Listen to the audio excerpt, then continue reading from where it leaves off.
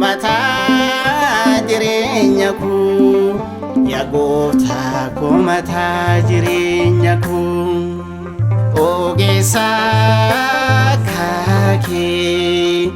eessaayyuun yeroo yaa Waaqni uumaa koo mataa jireenya koo mataa jireenya koo mataa jireenya koo yaa gooftaa koo mataa jireenya koo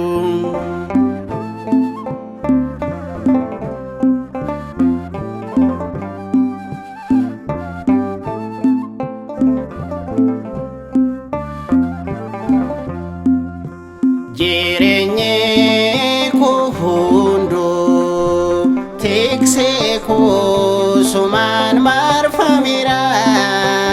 dhangaan addamadhus yaa Yesuus barruu keerra jira bu'aa bahiin koo sumaan karoorfama daandii laleessurraa seenaan gaggeeffama yaa gooftaa seenaan gaggeeffama ogeessa kaakee eessaayyuun yeroo yaa Waaqni uumaa koo mataa jireenya koo mataa jireenya koo mataa jireenya koo yaa gooftaa koo mataa jireenya koo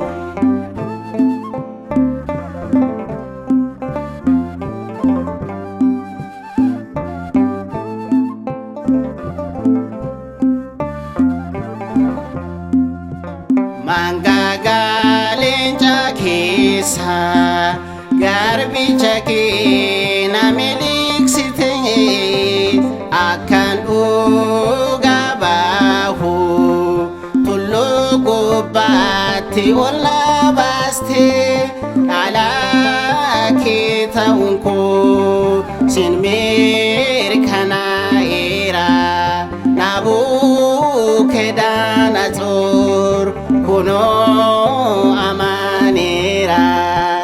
yaa gooftaa sitti amaaneera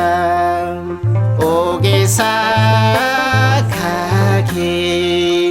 eessaayyuun yeroo yaa Waaqni uumaa koo mataa jireenya koo mataa jireenya koo mataa jireenya koo yaa gooftaa koo mataa jireenya koo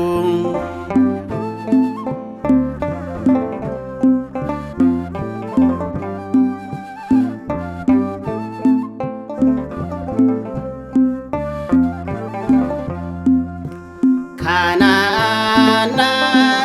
nagalchuuf gaggeessaa koo karaa na bulchite hubii Abrahaamiin ogeessa koo of na agarsiifte anoo sumaan waama ganamaaf galgala maqaa keen oleera eeboo diinaa jala yaa gooftaa miliqeera jala ogeessa kaakee eessaayyuun jiruu yaa Waaqni uumaa koo mataa jireenya koo mataa jireenya koo mataa jireenya koo yaa gooftaa koo mataa jireenya koo ogeessa kaakee eessaayyuun jiruu yaa Waaqni uumaa koo mataa jireenya koo mataa jireenya koo mataa jireenya koo yaa gooftaa koo mataa jireenya koo jalqabniif xumurri kan isaa kan ta'e gooftaa fayyisaan keenya Iyesuus Kiristoos jalqabsiisee waan nu xumursiiseef ulfinniif kabajni isaaf haa ta'u bara baraan.